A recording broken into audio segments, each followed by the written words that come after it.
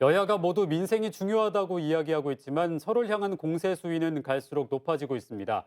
민생보다는 정쟁에 더 집중하고 있는 정치권 상황입니다. 네, 앞으로의 상황은 어떻게 변할지 공진성 교수와 얘기 나눠보겠습니다. 안녕하십니까? 안녕하십니까?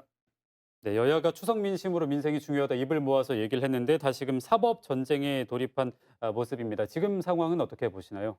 그렇죠. 과거 1970년대 새마을운동이 한창일 때 구호가 "일하면서 싸우자"였는데요. 지금 국회의 모습이 딱 그렇습니다. 일은 하면서 싸우면 좋겠고요.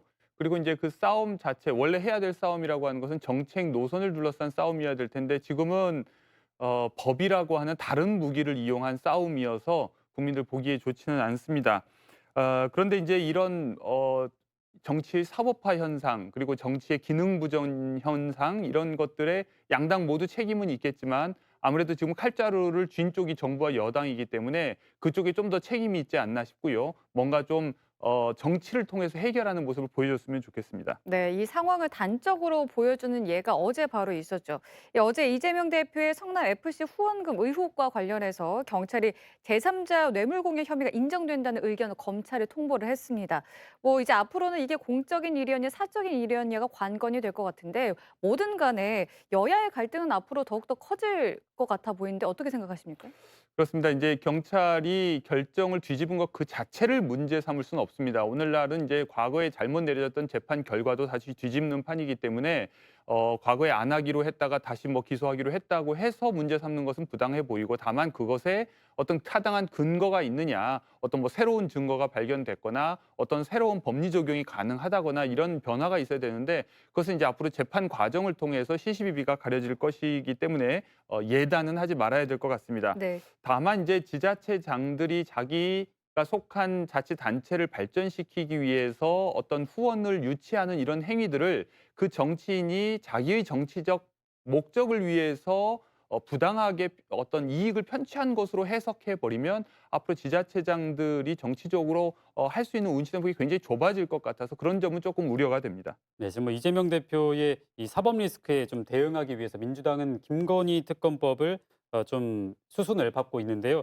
패스트 트랙에 올리겠다고 했는데요. 가능성은 어떻게 보시나요? 일단 패스트 트랙을 지정하려면 상임위 법사위원회에서 위원 5분의 3 이상이 동의를 해야 되고 아니면 이제 국회 전체 의원의 5분의 3이 동의를 해야 되는데 법사위 내에서는 시대전환 소속의 조정훈 의원이 이제 캐스팅 보터가 되고 그리고 국회 차원에서는 정의당이 이제 캐스팅 보트를 이제 가지게 됐습니다. 네. 그 동의를 얻기는 사실상 쉽지 않아 보입니다. 이제 그 정도로 절박한 사안인지에 대해서 의견이 엇갈리고 있고 당 내에서도 그렇게 의견이 이제 단일한 것 같지는 않습니다. 다만 이제 이것이 김건희 특검법에 찬성하는 여론이 이제 과반을 넘는다는 여론조사 결과를 보고 다음 이제 약간 강경파들이 고무된 것 같은데 동시에 이재명 의원에 대한 수사에 찬성하는 여론도 이제 과반이 넘는다는 것을 고려해 보면 전반적으로 정치권의 어떤 불신을 빨리 해소하라는 요구이지 김건희 특검법 그것만을 딱 집어서 처리하라는 뜻은 아니라고 생각을 해서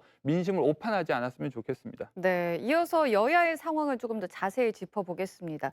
오늘 이준석 전 국민의힘 대표가 제기한 4건의 가처분 신청 중에서 이제 3건에 대한 심문이 종료가 됐습니다. 이제 정진석 비대위원장 직무정지 가처분 신청은 이제 오늘 28일로 연기가 됐는데요. 오늘 신문의 관건은 이제 비상 상황을 규정한 이 당원 개정이 절차적으로 좀 정당했느냐일 텐데 앞으로의 결과 어떻게 예상을 하시나요?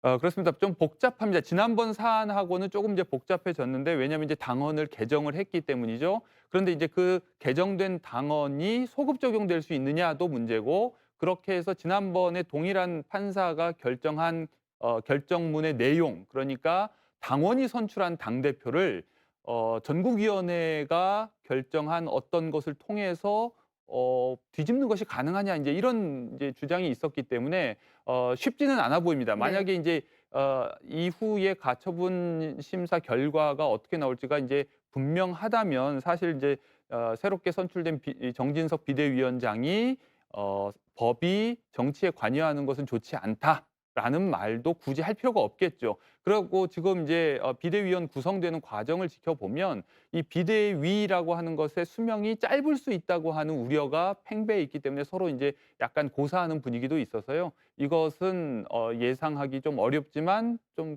전망이 밝아 보이지는 않습니다. 네, 지금 뭐 국민의힘 비대위를 구성하는 과정부터 참 순탄치가 않았는데 일단 정진석 비대위가 힘겹게 인선을 마무리하고 첫 발을 떼기 시작했습니다. 근데 과제가 좀 산적해 있습니다. 어떤 부분부터 해결을 해야 될까요? 그렇습니다. 무엇보다도 이제 불안정한 임기라는 허들을 넘어야 하고요. 그걸 넘는다고 하더라도 이제 비대위 구성을 둘러싸고 그간에 이제 친윤, 비윤 뭐 하면서 당내 갈등이 많았는데 이제 그것들을 수습해야 되고 그리고 이제 원내대표도 선출해야 되는데 그것은 이제 19일에 선출하기로 이미 이제 확정이 됐습니다. 아직 이제 선출 방법이라든지 임기라든지 이런 것과 관련해서 아직 결정된 바가 없고요. 그리고 이제 임박한 정기국회 준비도 해야 되고 그리고 이제 새로운 당대표를 선출하는 전당대회도 준비를 해야 됩니다. 할 일이 굉장히 많은데 이 모든 것이 다시 또 가처분 심사 결과 이제 인용이 되는 경우에 모든 것이 또 이제 무위로 돌아가기 때문에 굉장히 불안정한 상황이라고 할 수 있겠습니다. 네, 뭐 사실 비대위 인선 과정도 쉽지는 않았죠. 주기환 전 광주광역시장 후보를 내정을 했다가 본인이 이제 사의를 표명했습니다. 그러면서 내세운 인물이 전주회 의원인데 뭐 박주선, 김동철, 김경진, 송기석 전 의원들도 있지 않습니까? 이 전주회 의원을 선택한 이유가 뭐라고 생각하시나요? 오늘 이제 정진석 비대위원장이 어떤 언론과 인터뷰에서도 밝혔다시피 모두들 이제 안 하겠다고 자꾸 고사를 하니까 비대위원 인선이 굉장히 힘들었다는 것을 토로했습니다. 방금 이제 거론하신 분들이 이제 오히려 호남 지역과 관련해서는 대표성이 좀 더 높다고 말할 수 있는 것은 분명한데 뭐 박주성, 김동철 전 의원 같은 경우는 사실 비대위원장급에 해당하겠고 김경진, 송기석 전 의원은 충분히 자격이 있지만 아직까지 현 정부에서 아무런 직책을 맡지 않고 있는 것이 오히려 이제 석연찮은 부분입니다. 네. 말씀하신 것처럼 전주의 의원은 이제 광주 출신이기는 하지만 호남 몫이라고 하기에는 조금 애매한 느낌이 있죠. 그래서 이제 지금 이제 얼마나 비대위원 구성이 힘든지를 보여주는 대목이 아닌가 싶습니다. 네, 다음 민주당 쪽으로 이야기를 좀 넘겨보겠습니다. 이재명 대표가 사법 리스크 대응은 당에다가 맡기고 본인은 민생 드라이브로 전국을 돌파해 보겠다라는 투트랙 전략을 내세우고 있는데요. 이 전략 뭐 괜찮은 전략인가요?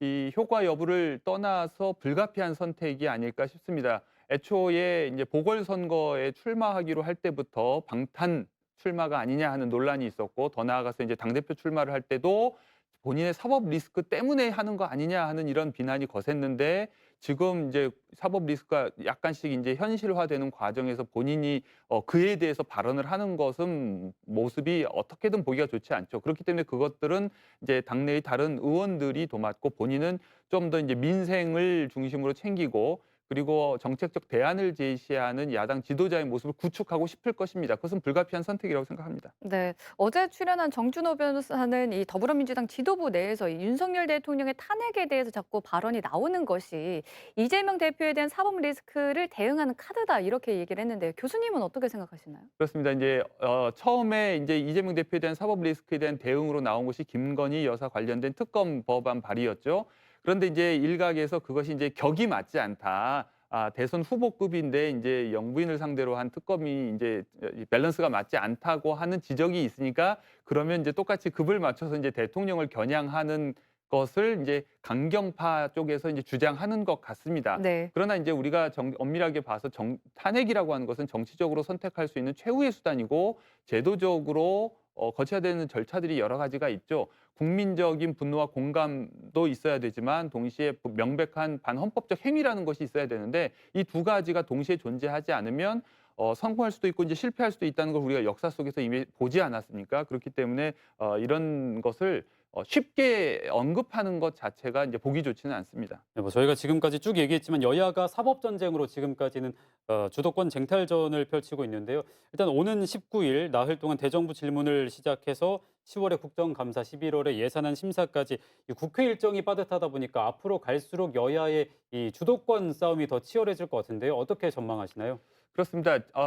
여당은 여당대로 여당이니까 뭔가 이제 주도권을 행사해야 할 것이고 그리고 윤석열 정부 이제 첫 번째 이제 정기국회이기 때문에 이제 방어하려고 하는 그런 의도도 있을 겁니다. 그러나 또 야당은 야당대로 지금 이제 대통령 지지율이 많이 낮아진 상태니까 이제 기선을 꺾으려고 하고 또 이 수가 가지고 있는 힘을 최대한 활용하려고 하기 때문에 아주 치열한 이제 이 대결이 될 것 같습니다. 그러나 이제 우리가 스포츠 경기에서도 많이 보듯이 의욕이 앞서고 실력이 뒷받침되지 않으면 헛발질을 하지 않습니까? 이제 본인 몸도 다칠 수 있고 게임도 망칠 수가 있는데요. 그런 의미에서는 조금 너무 의욕만 앞세우지 말고 조금 더 국민들 눈치를 보면서 내실 있게 좀 했으면 좋겠습니다. 네, 끝으로 지역 현안에 대해서도 좀 살펴보겠습니다.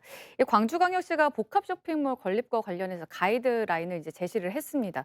그런데 이제 얼마 전에 추경호 경제부총리가 국회에서 어느 정도의 지원을 해줄 수 있지만 정부가 이제 전폭적인 지지까지 하는 사안은 아닌 것 같다 이런 발언을 해서 좀 논란이 되고 있습니다. 어떻게 잘 추진이 될 거라고 좀 생각을 하시나요?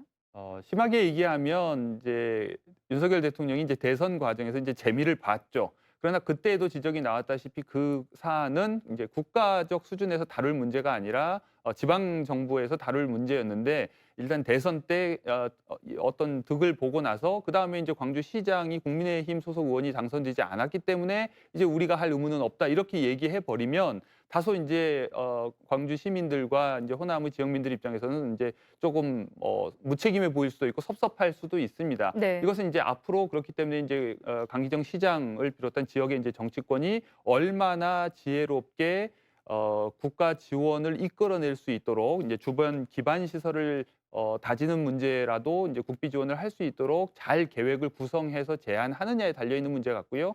아쉽게도 지금 이제 국민의힘과 관련해서 이제 우리 지역의 어떤 대표적인 이제 정치인들이 딱히 정부 내에서도 또는 당 내에서도 이렇게 영향력이 있는 것 같지는 않아서 그 도움을 받기는 쉽지 않아 보입니다. 네, 오늘은 여기까지 듣도록 하겠습니다. 지금까지 공진성 교수와 함께 정치권 이야기 짚어봤습니다. 오늘 말씀 잘 들었습니다. 예, 감사합니다.